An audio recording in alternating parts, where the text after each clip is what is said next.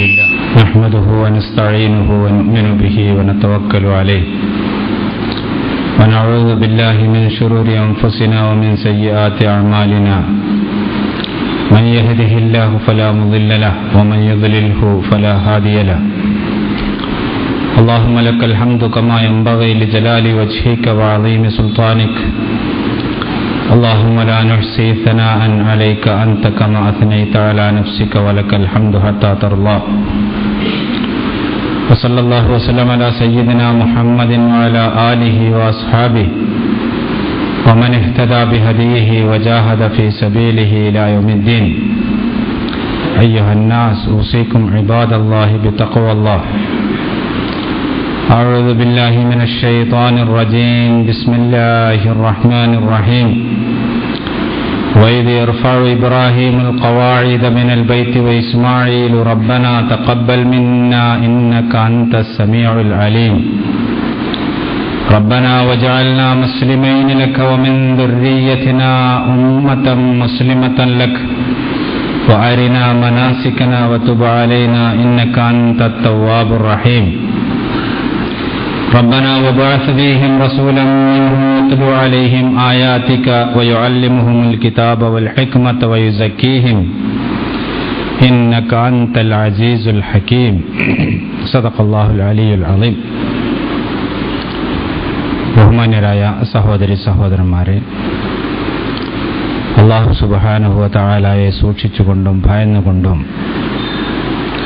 ജീവിക്കണമെന്ന് ഒരിക്കൽ കൂടി ഓർമ്മപ്പെടുത്തുകയാണ്. റബീഉൽ അവ്വൽ മാസമാകുമ്പോൾ നബി കരീം സല്ലല്ലാഹു അലൈഹി വസല്ലമയെ സംബന്ധിച്ച് ഓർക്കുകയും തിരുമേനി സല്ലല്ലാഹു അലൈഹി വസല്ലമയെ സംബന്ധിച്ച് സംസാരിക്കുകയും ചെയ്യുക എന്നത് സത്യവിശ്വാസികളുടെ സ്വഭാവമാണ്. എത്ര പഠിച്ചാലും എത്ര മനസ്സിലാക്കിയാലും ഒരു വറ്റാത്ത നീരുറവയാണ് നബി തിരുമേനി സല്ലല്ലാഹു അലൈഹി വസല്ലമയുടെ ചരിത്രം എന്നത് നാം മനസ്സിലാക്കേണ്ടതുണ്ട്. നബി സല്ലല്ലാഹു അലൈഹി വസല്ലമയെ സംബന്ധിച്ച് മനസ്സിലാക്കുകയും പഠിക്കുകയും ചെയ്യാതെ നബി തിരുമേനിയുടെ പ്രത്യേകതയും സവിശേഷതയും എന്തായിരുന്നു എന്ന് പൂർണ്ണമായി മനസ്സിലാക്കാതെ ഒരു സത്യവിശ്വാസിക്ക് സമാധാനമടയാൻ സാധിക്കുകയില്ല.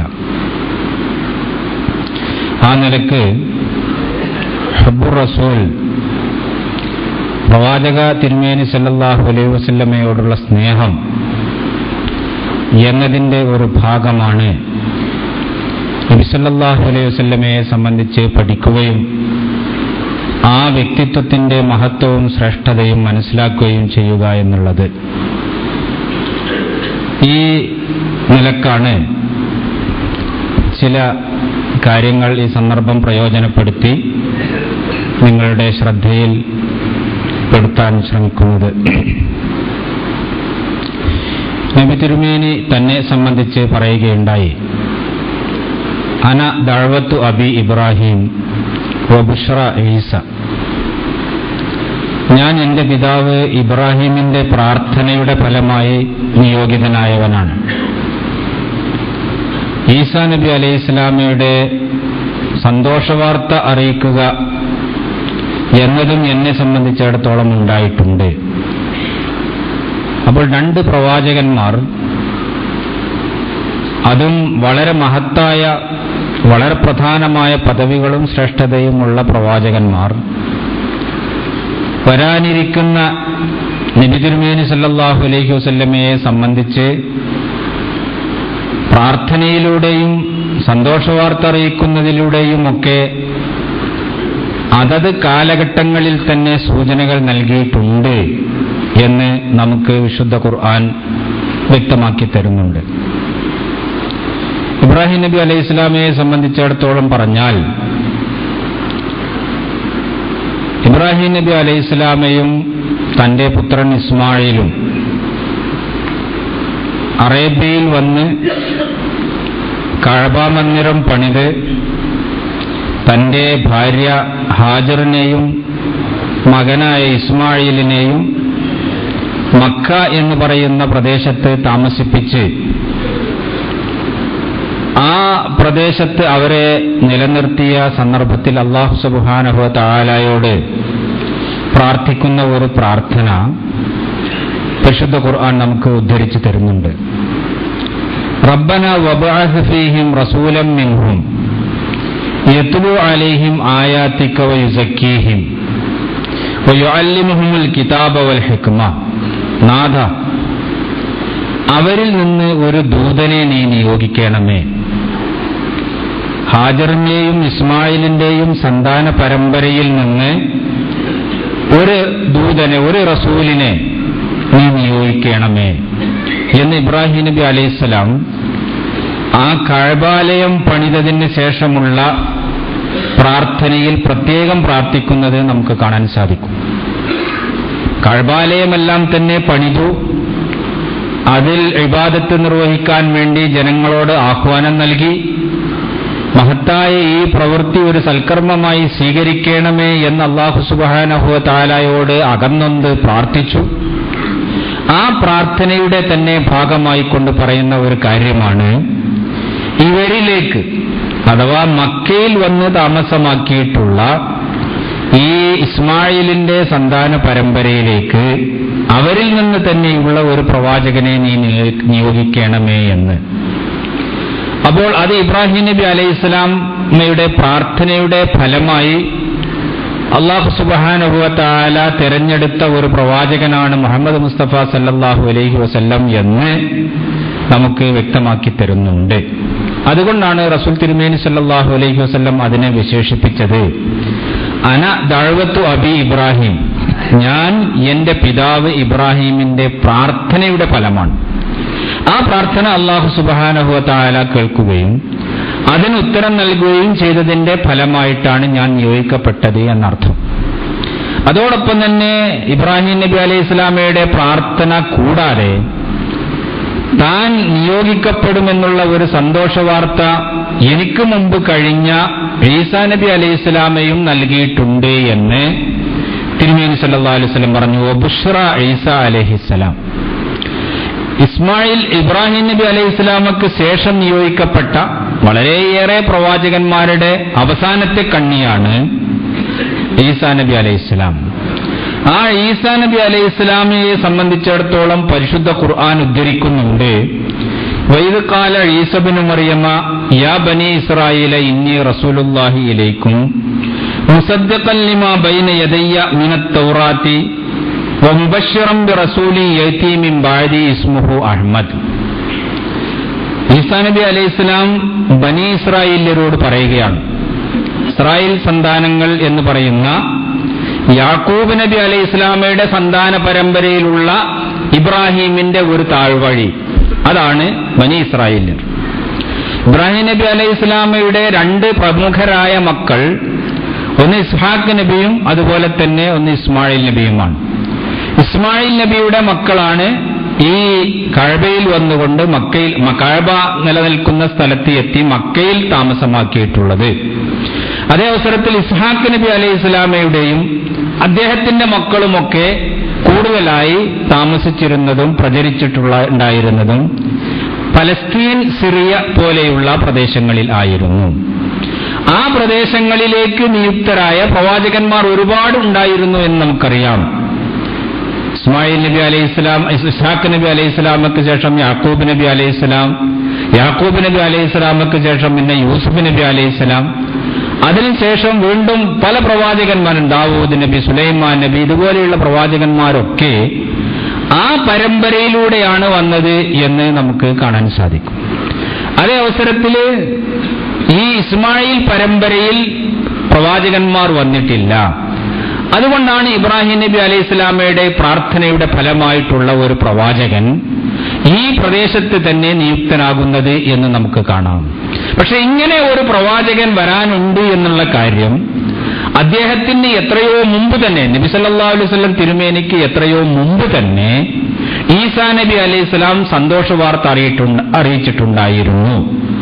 അതുകൊണ്ടാണ് ബനി ഇസ്രായേലിനെ വിളിച്ച് അദ്ദേഹം പറഞ്ഞത് വൈദ് ഖാല ഈസ ഇബ്നു മറിയമ യാ ബനി ഇസ്രായീല ഇന്നി റസൂലുള്ളാഹി ഇലൈക്കും, ഞാൻ അല്ലാഹു നിങ്ങളിലേക്ക് അയച്ച പ്രവാചകനാണ്.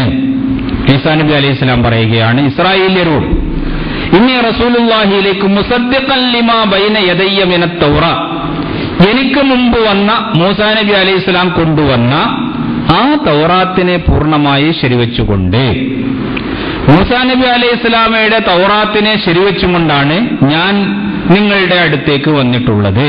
അതിനാണ് നമ്മൾ പഴയ നിയമം എന്ന് ക്രിസ്ത്യാനികളും അതുപോലെ ബൈബിളിലെ പഴയ നിയമം പുതിയ നിയമങ്ങൾ എന്നൊക്കെ പറയുന്നത് മൂസാ നബി അലൈഹിസ്സലാമെ കൊണ്ടുവന്ന ആ നിർദ്ദേശങ്ങളും നിയമങ്ങളും അദ്ദേഹത്തിന്റെ ചരിത്രവുമൊക്കെയാണല്ലോ പഴയ നിയമത്തിന്റെ പരാമർശങ്ങൾ, വിഷയങ്ങൾ. അപ്പൊ അതിനെ ശരിവെച്ചും കൊണ്ടാണ് ഞാൻ വന്നിട്ടുള്ളത്. വമുസദ്ദിഖൻ ബിറസൂലി യഅതി മിൻ ബഅദി, എനിക്ക് ശേഷം വരാൻ പോകുന്ന വേറെ ഒരു പ്രവാചകനുണ്ട്, ആ പ്രവാചകനെ സംബന്ധിച്ചുള്ള മുബശ്ശിറൻ ബിറസൂലിൻ യഅതി മിൻ ബഅദി, ആ പ്രവാചകനെ സംബന്ധിച്ചുള്ള സന്തോഷ വാർത്ത കൂടി ഞാൻ നിങ്ങളെ അറിയിക്കുന്നു. ഇസ്മുഹു അഹ്മദ്, ആ പ്രവാചകന്റെ പേര് അഹ്മദി എന്നായിരിക്കും. അഹ്മദി എന്ന് പറയുന്ന റസൂൽ തിരുമേനി സല്ലല്ലാഹു അലൈഹി വസല്ലമയുടെ തന്നെ പേരിൽപ്പെട്ടതാണ് അഹ്മദ്, മുഹമ്മദ് എന്നൊക്കെ മുസ്തഫ പോലെയുള്ള പേരുകളൊക്കെ റസൂൽ തിരുമേനി സല്ലല്ലാഹു അലൈഹി വസല്ലമയുടെ പേരുകളിൽപ്പെട്ടതാണ്.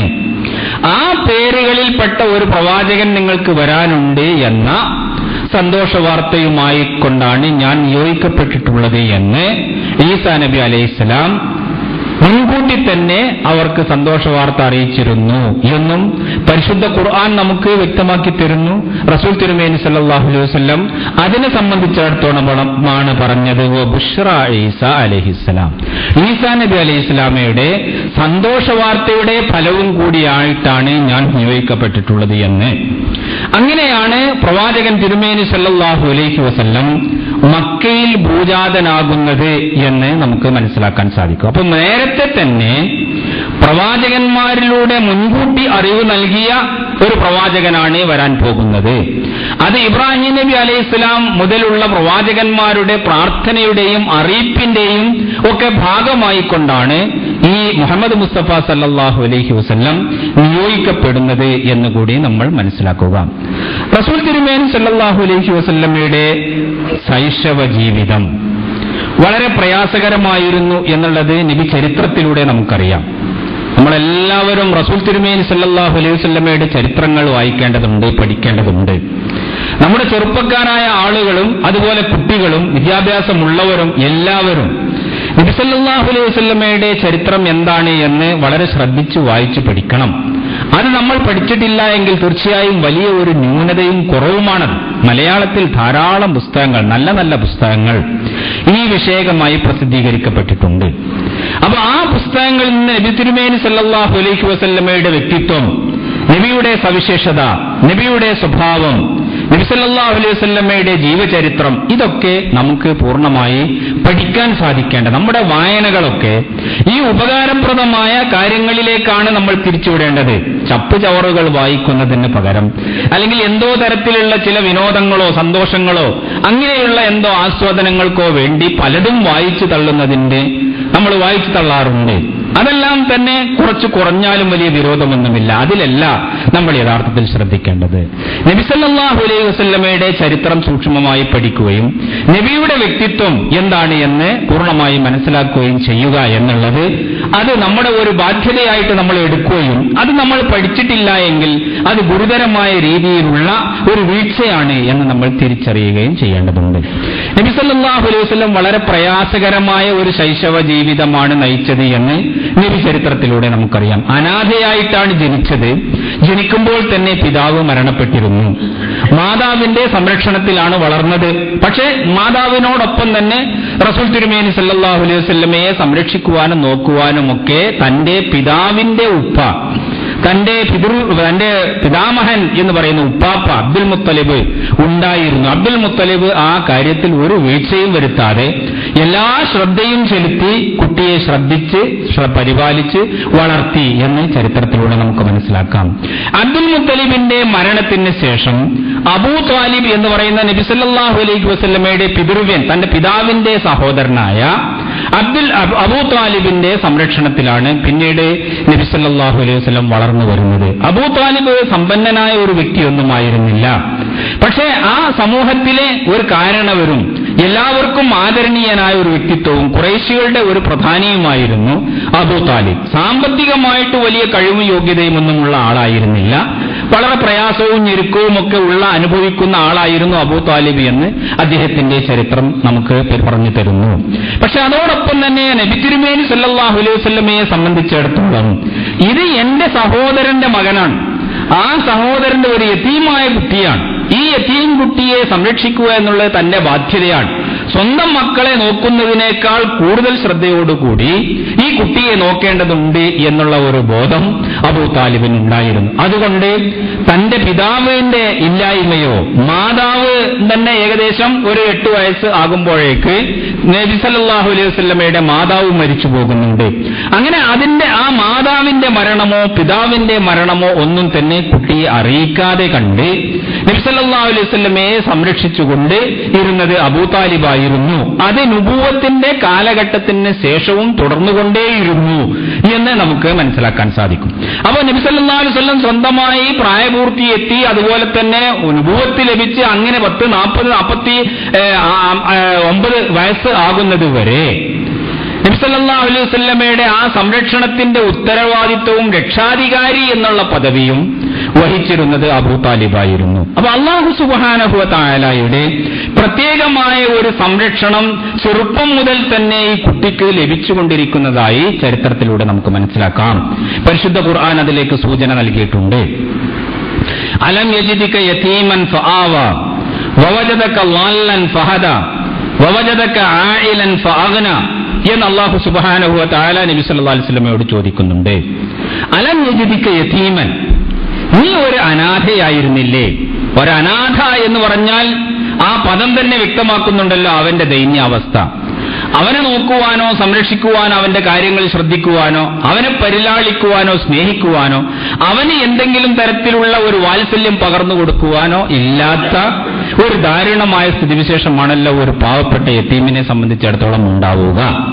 അങ്ങനെ ആവേണ്ടിയിരുന്ന നിന്നെ അലം യജിദിക യതീമൻ ഫആവ, നിനക്ക് സംരക്ഷണം നൽകിയില്ലേ അല്ലാഹു സുബ്ഹാനഹു വ തആല? നീ ഒരു യതീമായിരുന്നില്ലേ? ആ യതീമിന്റെ സംരക്ഷണം അല്ലാഹു സുബ്ഹാനഹു വ തആല അതിന് ഭംഗിയായ സംവിധാനങ്ങൾ ഉണ്ടാക്കിയില്ലേ എന്ന് ചോദിക്കുന്നു. വവജദക ളാല്ലൻ ഫഹദ, അതുപോലെ തന്നെ നീ വഴിയറിയാത്തവനായിരുന്നില്ലേ? നേർമാർഗം എന്താണ്, എങ്ങോട്ടാണ് പോവേണ്ടത്, ഏതാണ് ശരി, ഏതാണ് മനുഷ്യൻ സ്വീകരിക്കേണ്ടതായ മാർഗം, ഇതൊന്നും അറിയാതെ നീ ഇങ്ങനെ അന്തം കെട്ട് നിൽക്കുന്ന അല്ലെങ്കിൽ വഴിയറിയാതെ പ്രയാസപ്പെടുന്ന ഒരു സാഹചര്യം ഉണ്ടായില്ലേ? വവജദക ളാല്ലൻ ഫഹദ, അപ്പോൾ അല്ലാഹു സുബ്ഹാനഹു വ തആല നിനക്ക് വഴി കാണിച്ചു തന്നില്ലേ? അലം യജിദിക യതീമൻ ഫആവ വവജദക ളാല്ലൻ ഫഹദ വവജദക ആയിലൻ ഫഅഗ്ന, അതുപോലെ തന്നെ നീ അങ്ങേയറ്റത്തെ ദരിദ്രനായിരുന്നില്ലേ? സ്വന്തമായ ആവശ്യങ്ങൾ നിറവേറ്റാൻ ആരാണ് നിനക്കുള്ളത്? ഉറ്റവരും ഉടയവരുമായി ഏറ്റവും അടുത്ത മാതാവില്ല, പിതാവില്ല, അതുപോലെ തന്നെ ജ്യേഷ്ഠ സഹോദരന്മാരില്ല. ആ രൂപത്തിലുള്ള ഏറ്റവും അടുത്ത ആളുകൾ ആരും തന്നെ നിനക്കില്ല. അപ്പോൾ ആ രൂപത്തിൽ സ്വന്തമായി പണമില്ല, പ്രതാപമില്ല, അന്തസ്സില്ല, അങ്ങനെയൊക്കെയുള്ള ഒരു സാഹചര്യത്തിൽ ദാരിദ്ര്യവും കഷ്ടപ്പാടുമൊക്കെ അനുഭവിക്കുന്ന ഒരു സാഹചര്യം നിനക്കുണ്ടായില്ലേ? ഫഅഗ്ന, അപ്പോൾ അല്ലാഹു സുബ്ഹാനഹു വ തആല നിന്നെ സ്വയം പര്യാപ്തനാക്കി മാറ്റിയില്ലേ? വേറെ ആരെയും ആശ്രയിക്കാതെ മറ്റാരെയും ബുദ്ധിമുട്ടിക്കാതെ കണ്ട് നിനക്ക് നിന്റെ കാര്യങ്ങളൊക്കെ ഏറ്റെടുത്ത് നിർവഹിക്കാൻ പറ്റുന്ന സംവിധാനമുള്ള ആ ഒരു രൂപത്തിൽ നിന്നെ അല്ലാഹു സുബ്ഹാനഹു വ തആല ആക്കിയില്ലേ എന്ന് അല്ലാഹു സുബ്ഹാനഹു വ തആല പരിശുദ്ധ ഖുർആനിൽ പ്രവാചകൻ തിരുമേനി സല്ലല്ലാഹു അലൈഹി വസല്ലമയോട് ചോദിക്കുന്നുണ്ട്. അപ്പൊ തീർച്ചയായും റസൂൽ തിരുമേനി സല്ലല്ലാഹു അലൈഹി വസല്ലമയെ സംരക്ഷിക്കുന്നതിന്, നബിയുടെ കാര്യങ്ങളെല്ലാം തന്നെ കൊണ്ടു നടത്തുന്നതിന് പിന്നിൽ നിന്നുള്ള ഒരു അജ്ഞാതമായ ശക്തിയുടെ പ്രവർത്തനങ്ങൾ നമുക്ക് ആ ജീവിതത്തിൽ ഉടനീളം തന്നെ നിരീക്ഷിച്ച് മനസ്സിലാക്കാൻ സാധിക്കും. അങ്ങനെയുള്ള ഒരു കാവൽ, ആ രൂപത്തിലുള്ള ഒരു സംരക്ഷണം നബി തിരുമേനി സല്ലല്ലാഹു അലൈഹി വസല്ലമക്ക് ചെറുപ്പം മുതൽ തന്നെ കിട്ടിക്കൊണ്ടിരുന്നു. ഈ സംരക്ഷണത്തിന്റെ ഭാഗമായാണ് എല്ലാ നിലക്കും വഴിപിഴച്ചു പോകാനുള്ള ഒരു സാഹചര്യം അറേബ്യയിൽ ഉണ്ടായിരുന്നു. ജാഹിലിയ സമൂഹം എന്ന് പറഞ്ഞാൽ ആ സമൂഹത്തെ സംബന്ധിച്ചിടത്തോളവും അവരുടെ ജീവിത രീതിയെ സംബന്ധിച്ചിടത്തോളവും ഒക്കെ ആ ചരിത്രം നമുക്ക് വിശദമായി തന്നെ പറഞ്ഞു തരുന്നുണ്ട്.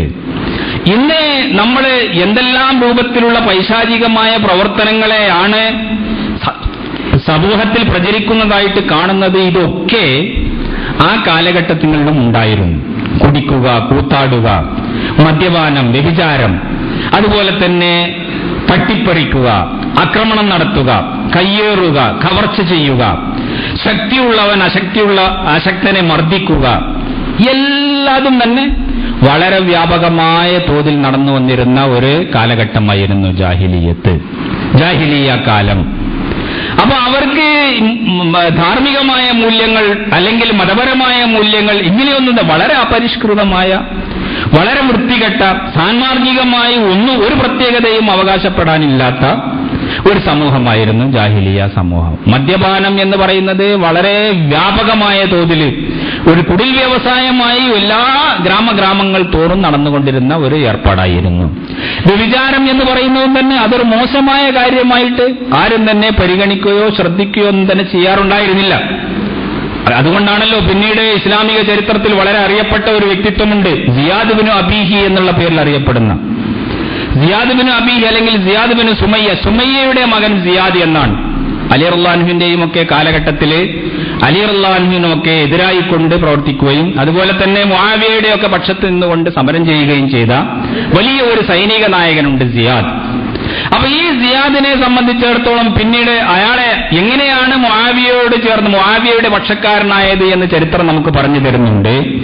അത് അബൂ സുഫിയാന്റെ ജാഹിലിയ കാലത്തുള്ള ജാരബന്ധങ്ങളിലൂടെ ജനിച്ച ഒരു കുട്ടിയായിരുന്നു എന്നും, അങ്ങനെ അബൂ സുഫിയാൻ അവൻ എന്റെ മകനാണ് എന്ന് ചില സ്വകാര്യ വർത്തമാനങ്ങളിലൊക്കെ ആരോടൊക്കെ പറഞ്ഞിട്ടുണ്ട് എന്നുമുള്ള അടിസ്ഥാനത്തിലാണ് അവൻ എന്റെ സഹോദരനാണ് എന്ന് മുആവിയ സിയാദിനെ തന്റെ പക്ഷത്തേക്ക് ആകർഷിക്കാൻ വേണ്ടിയിട്ട് ആ ഒരു വാർത്ത പ്രചരിപ്പിക്കുകയും അങ്ങനെ ആ രൂപത്തിൽ തന്റെ സഹോദരനാക്കി മാറ്റുകയും ചെയ്തത് എന്ന് പറഞ്ഞാൽ അന്നത്തെ സമൂഹത്തിൽ അതൊക്കെ വളരെ സർവ്വസാധാരണയാണ്. അപ്പൊ ആ രൂപത്തിൽ വളരെ വൃത്തികെട്ട ഒരു സമൂഹമായിരുന്നു അവർ.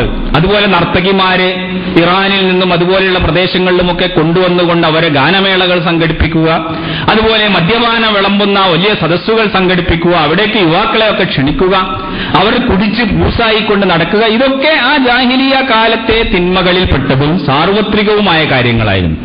അതിൽ നിന്നൊന്നും തന്നെ മോചനമുള്ള ആരുണ്ട്? വളരെ അപൂർവമായ, വളരെ വിരലുകൊണ്ട് എണ്ണാവുന്ന ഒന്നോ രണ്ടോ വ്യക്തികൾ ആരെങ്കിലും ഇത്തരത്തിലുള്ള മ്ലേച്ഛമായ കൃത്യങ്ങളിൽ നിന്ന് വേറിട്ട് നിൽക്കുന്നുണ്ട് എങ്കിൽ അവർ ഒഴിവ് എന്നല്ലാതെ കണ്ട് മറ്റാർക്കും ആ രൂപത്തിലുള്ള ഒരു വിശുദ്ധിയും ഉണ്ടായിരുന്നില്ല.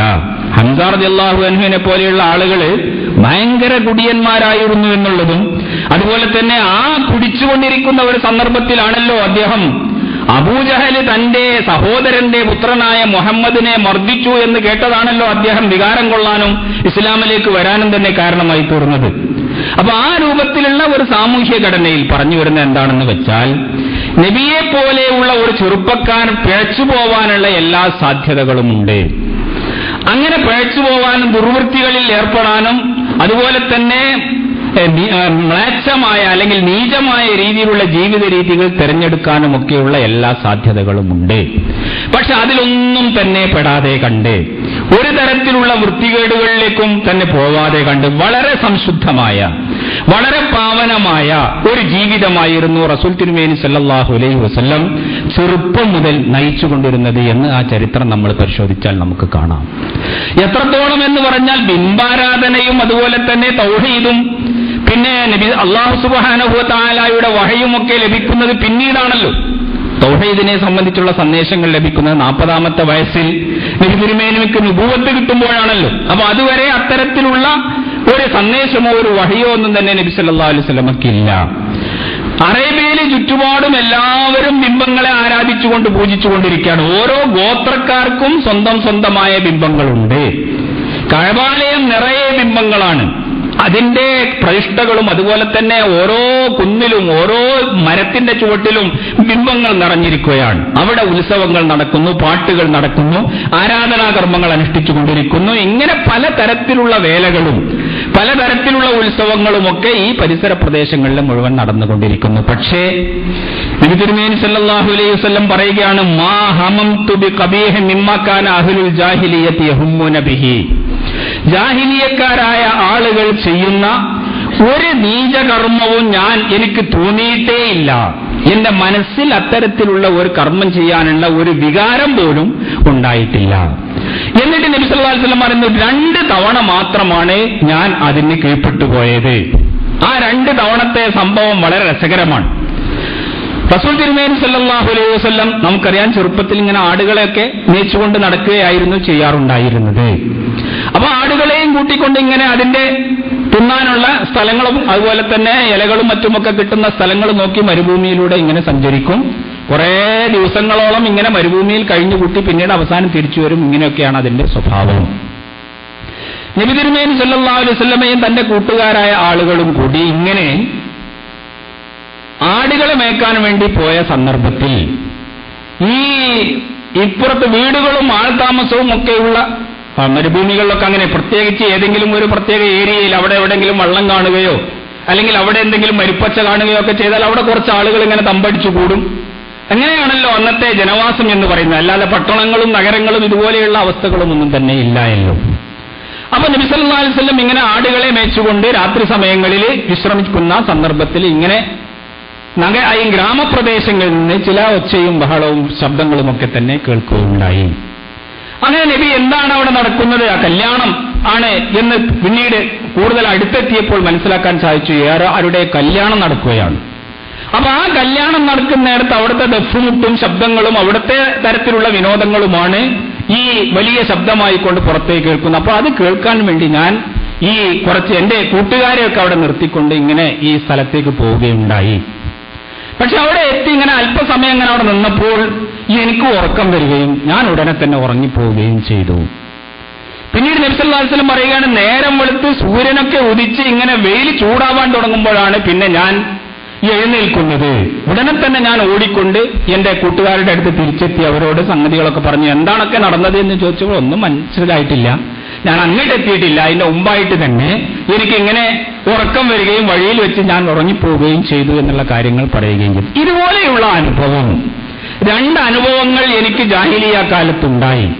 ഇതല്ലാതെ കണ്ട് ജാഹിലിയക്കാരുടെ ഒരു സമ്പ്രദായവും എന്റെ ജീവിതത്തിൽ എനിക്ക് ആകർഷണീയമായി തോന്നുകയോ ഒന്നിലുമെങ്കിലും പങ്കെടുക്കാൻ വേണ്ടിയിട്ടുള്ള ഒരു വികാരം എനിക്കുണ്ടാവുകയോ ചെയ്തിട്ടില്ല എന്ന് നബി സല്ലല്ലാഹു അലൈഹി വസല്ലം തിരുമേനിയെ സംബന്ധിച്ചിടത്തോളം പിന്നീട് പ്രസ്താവിക്കുന്നത് നമുക്ക് കാണാൻ സാധിക്കും.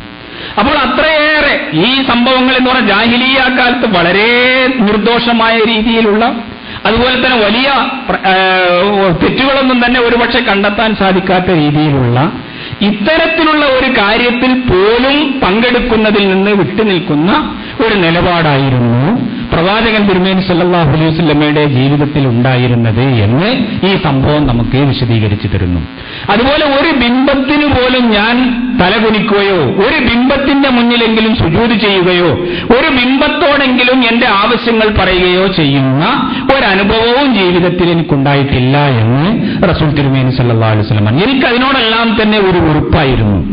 അതുപോലെ തന്നെ ഏതെങ്കിലും തരത്തിലുള്ള ഒരു ബിംബത്തിന് ബലിയർപ്പിക്കപ്പെട്ട ഒരു വസ്തു, ഒരു മൃഗത്തെ ആവട്ടെ അല്ലെങ്കിൽ വേറെ ഏതെങ്കിലും തരത്തിലുള്ള വസ്തുക്കളാവട്ടെ, ആ വസ്തു അത് ഉപയോഗിക്കുകയോ അല്ലെങ്കിൽ അത് ആഹരിക്കുകയോ ചെയ്യുന്ന ഒരു അനുഭവവും എന്റെ ജീവിതത്തിൽ ഉണ്ടായിട്ടില്ല എന്ന് റസൂൽ തിരുമേനി സല്ലല്ലാഹു അലൈഹി വസല്ലം പറയുന്നു.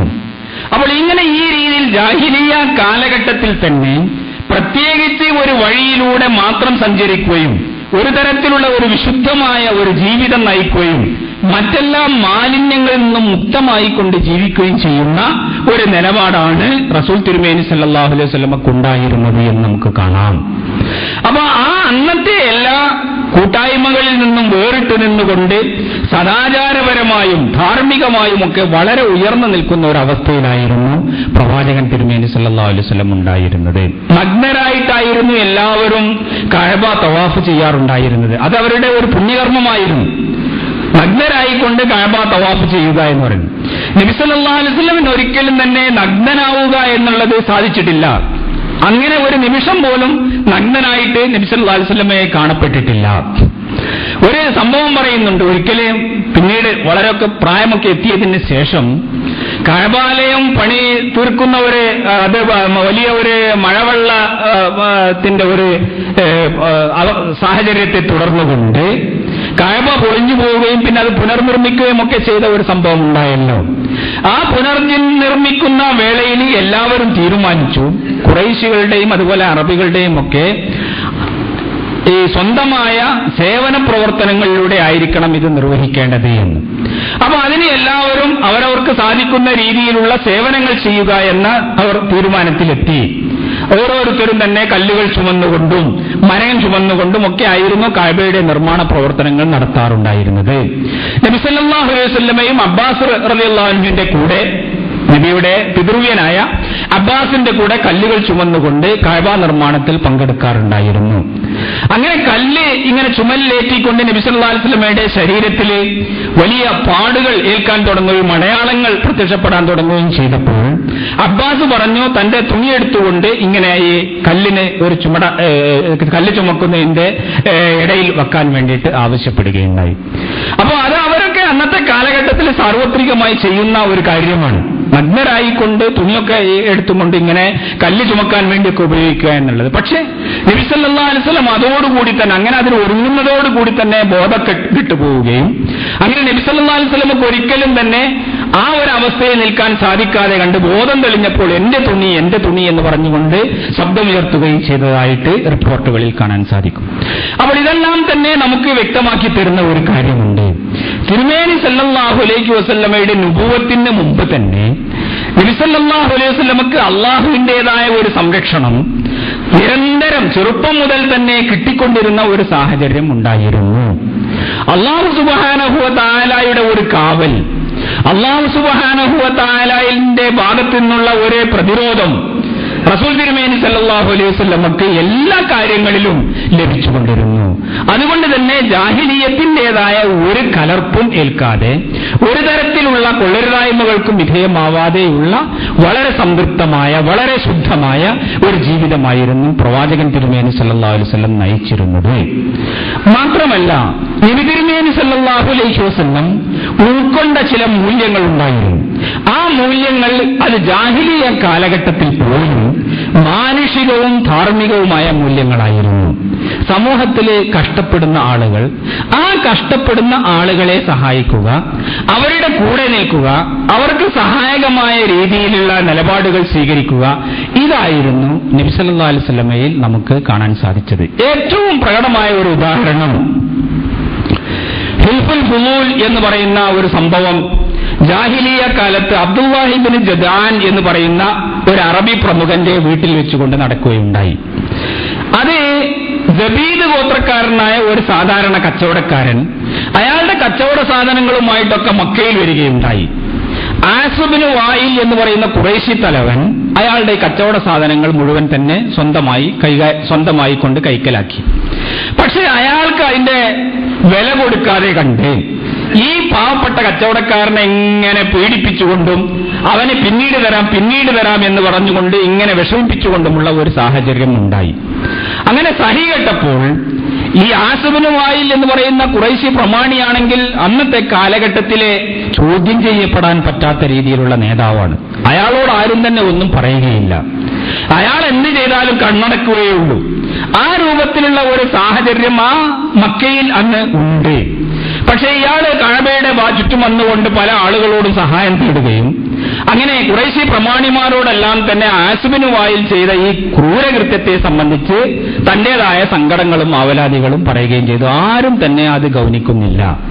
അങ്ങനെയാണ് നബി സല്ലല്ലാഹു അലൈഹി വസല്ലമയും കുറെ ചെറുപ്പക്കാരുമൊക്കെ അബ്ദുല്ലാഹി ഇബ്നു ജദാൻ എന്ന് പറയുന്ന നേരത്തെ നമ്മൾ പറഞ്ഞ ഒരു പ്രധാനപ്പെട്ട വ്യക്തിയുടെ വീട്ടിൽ ഒരുമിച്ച് കൂടുകയും ഇതിങ്ങനെ വിട്ടാൽ പറ്റുകയില്ല, ഇതിനെതിരായിക്കൊണ്ട് ചില നടപടികൾ സ്വീകരിക്കണം എന്നവർ തീരുമാനിക്കുകയും അങ്ങനെ അവരെല്ലാവരും കൂടി ഈ ആസ് ഇബ്നു വായിലിന്റെ വീട്ടിൽ ചെന്നുകൊണ്ട് ഈ സാധനങ്ങൾ മുഴുവൻ തന്നെ ബലം പ്രയോഗിച്ചുകൊണ്ട് അയാളുടെ അടുത്ത് നിന്ന് തിരിച്ചു വാങ്ങുകയും അത് ഈ കച്ചവടക്കാരന് തിരിച്ചേൽപ്പിക്കുകയും ചെയ്തു. ഇങ്ങനെ ഒരു സംഭവം നുബുവത്തിന്റെ ഒക്കെ തന്നെ വളരെ മുമ്പ് റസൂൽ തിരുമേനി സല്ലല്ലാഹു അലൈഹി വസല്ലമയുടെ പങ്കാളിത്തത്തോടുകൂടി നടന്നത് ചരിത്രത്തിൽ നമുക്ക് വായിക്കാം. ഈ സംഭവത്തെ സംബന്ധിച്ച് പിന്നീട് നബി സല്ലല്ലാഹു അലൈഹി വസല്ലം പറയുന്നുണ്ട്, ജാഹിലിയ കാലത്ത് ഈ അബ്ദുല്ലാഹ് ഇബ്നു ജദാനിന്റെ വീട്ടിൽ വെച്ചുകൊണ്ട് ഞങ്ങളെടുത്ത ആ തീരുമാനവും ആ പ്രവർത്തനവുമൊക്കെ ഇസ്ലാമിന്റെ കാലത്താണ് അത്തരത്തിലുള്ള ഒരു സംഭവം സംഭവിക്കുന്നത് എങ്കിൽ അതിന്റെ മുൻപന്തിയിലും ഞാൻ ഉണ്ടാകുമായിരുന്നു എന്ന് പറഞ്ഞാൽ ഇസ്ലാമിക മൂല്യങ്ങൾ പൂർണ്ണമായി പാലിക്കപ്പെട്ട ഒരു സംഭവമായിരുന്നു. എന്തൊരു മൂല്യങ്ങൾക്ക് വേണ്ടിയിട്ടാണോ ഇസ്ലാം നിലനിൽക്കുന്നത് ആ മൂല്യങ്ങളാണ് അന്നും ഉയർത്തിപ്പിടിക്കാൻ പ്രവാചകൻ തിരുമേനി സല്ലല്ലാഹു അലൈഹി വസല്ലം മുൻപന്തിയിൽ വന്നത് എന്നാണ്. അപ്പൊ ഇങ്ങനെയുള്ള മാനുഷികമായ മുഖത്തോടുകൂടി ധാർമ്മികമായ വ്യക്തിത്വത്തോടുകൂടി അങ്ങനെ ആ സമൂഹത്തിലെ ഏറ്റവും വലിയ ഒരു മാണിക്യമായിക്കൊണ്ടാണ് മുഹമ്മദ് മുസ്തഫ സല്ലല്ലാഹു അലൈഹി വസല്ലമയുടെ മുഹമ്മദ് മുസ്തഫ സല്ലല്ലാഹു അലൈഹി വസല്ലമയെ നുബുവത്തിന്റെ മുമ്പത്തെ കാലഘട്ടത്തിൽ തന്നെ നമുക്ക് കാണാൻ സാധിക്കുന്നത്. ഇങ്ങനെയുള്ള വളരെ ശോഭയാർന്ന ഒരു ചരിത്രം റസൂൽ തിരുമേനി സല്ലല്ലാഹു അലൈഹി വസല്ലമയുടെ ആദ്യകാല ചരിത്രത്തിനുണ്ട് എന്ന് നമ്മൾ തിരിച്ചറിയേണ്ടതുണ്ട്. ഇൻഷാ അല്ലാഹ് തിരുമേനിയെ സംബന്ധിച്ചുള്ള കൂടുതൽ കാര്യങ്ങൾ അടുത്ത ആഴ്ചകളിൽ നമുക്ക് വിശദീകരിക്കാം. അല്ലാഹു സുബ്ഹാനഹു വ തആല റസൂൽ തിരുമേനി സല്ലല്ലാഹു അലൈഹി വസല്ലമയെ സംബന്ധിച്ച് കൂടുതൽ മനസ്സിലാക്കുവാനും തിരുമേനിയുടെ ജീവിതത്തെ പിൻപറ്റിക്കൊണ്ട് ജീവിക്കുവാനുമുള്ള ഉദവിയും തൗഫീഖും നൽകി നമ്മെ എല്ലാവരെയും അനുഗ്രഹിക്കുമാറാകട്ടെ.